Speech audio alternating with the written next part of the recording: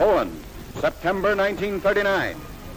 The German foe begins its ruthless march of conquest and sets the stage for World War II.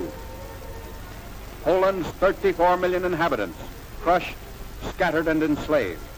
Tens of thousands of square miles of territory shrink before the movement of lightning-armored columns. Poland and the world learn the meaning of a grim new word, blitzkrieg.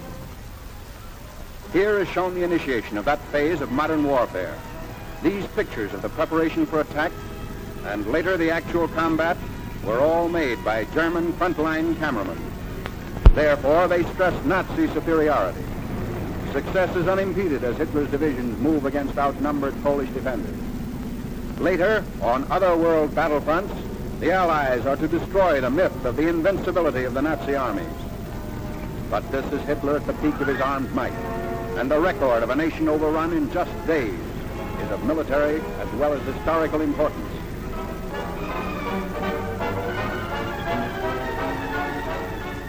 The spark is set off in the free city of Danzig. Nazi secret agents had long plotted the revolt against law and order. Germany called it liberation. The world knew that Danzig represented the ignition of the European powder keg, the excuse for Hitler's hordes to begin their destructive campaign of conquest. Here is the historic last stand of Danzig's loyal defenders. They're entrenched in the city's post office and under repeated fire of Nazi-trained militiamen.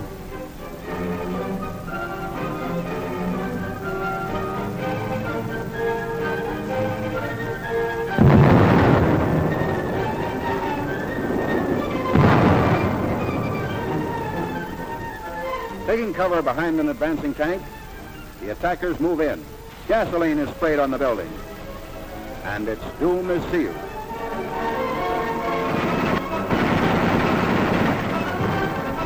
On September 1st, Danzig is incorporated into the Reich, and all Europe is aflame. World War II is a reality. Nazi regulars move up.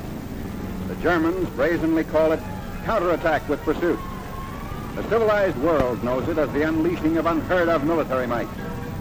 With little to stand in their way, the Nazi divisions roar across the Polish countryside and reveal for the first time the machines and weapons that are to terrorize a freedom-loving people.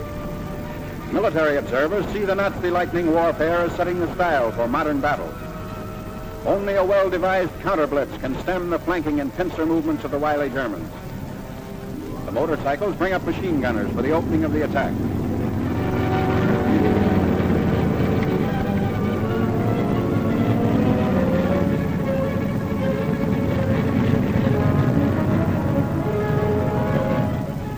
Camouflage is used to best advantage.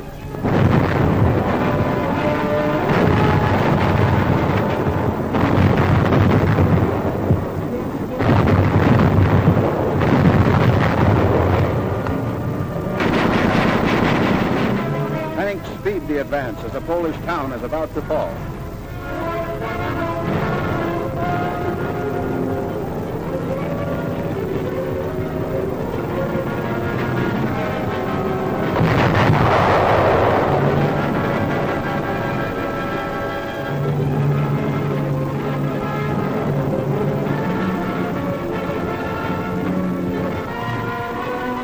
Before the day is out, the Nazis have occupied the town, which is still burning and in complete ruins.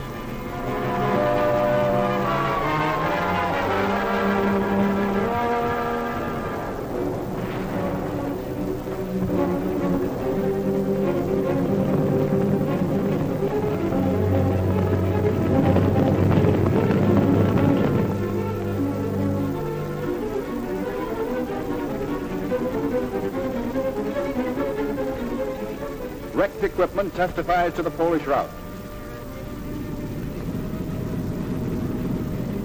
There's no halt in the wrecked town. The military timetable calls for the rushing up of troops for more blitz attacks. The German strategy is to isolate Polish forces as quickly as possible. So the Nazi columns move according to prearranged schedule. 30 to 37 miles per day is the German claim.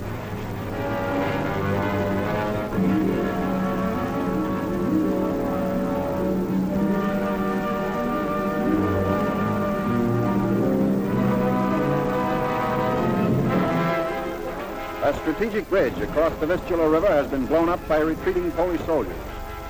But in their haste, they were unable to ensure its complete destruction. The enemy will be delayed, but temporary repair is not impossible for skilled mechanics to accomplish in fast time.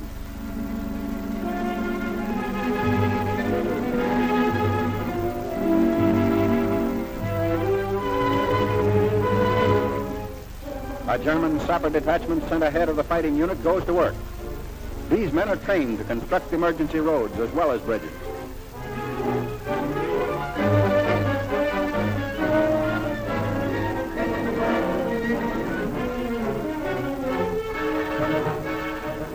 The hastily constructed span is quickly put to use by the advancing Nazis.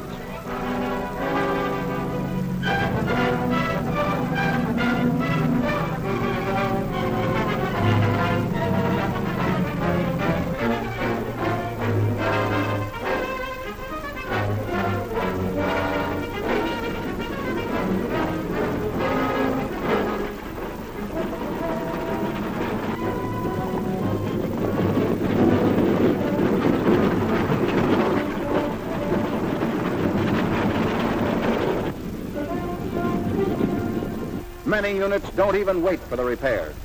When bridges are scarce, shallow waters are forded.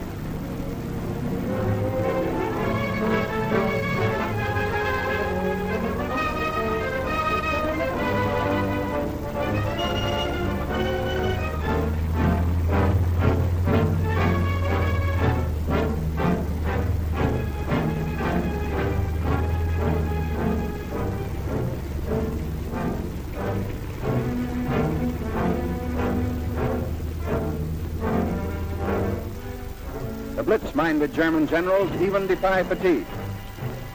Long lines of tired troops are kept moving against the Poles. The operation is based on the principle that contact once made should never be lost. Naps are snatched on the move.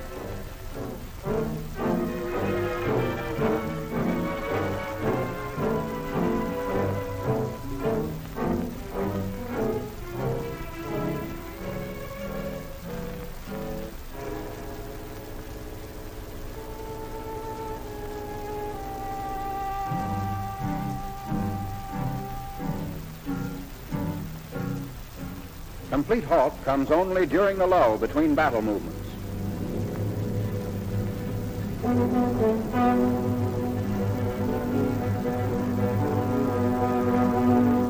At all times, weapons are kept clean and ready for instant use. This enemy of ours has mastered every technique necessary to the maintenance of efficient fighting contingents.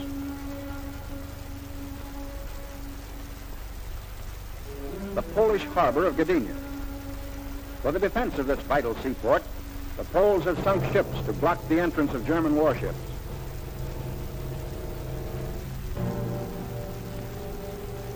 The Nazis direct their fire across the harbor. Military and naval forces are cooperating to bring about complete destruction of Polish defense installations.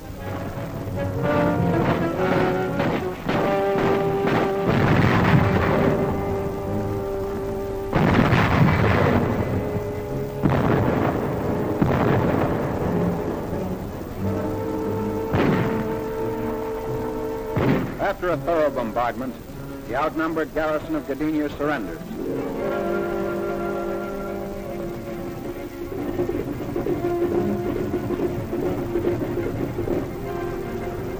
The Nazi air arm plays a major role in the wanton destruction of Polish territory. The method is now a familiar one. First reconnaissance planes go aloft to secure valuable photographic data. The aerial pictures will show the movement and position of Polish troops, and also the undefended sectors that will supply easy targets for Nazi bombs.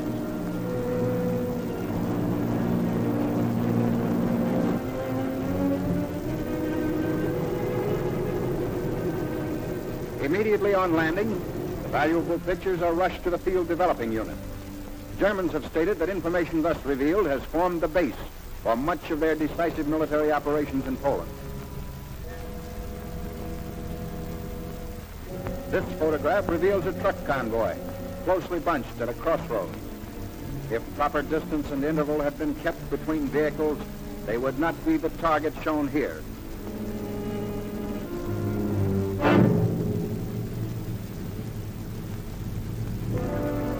ground and Air Force raids are worked out with greater unity through the use of the aerial photographs.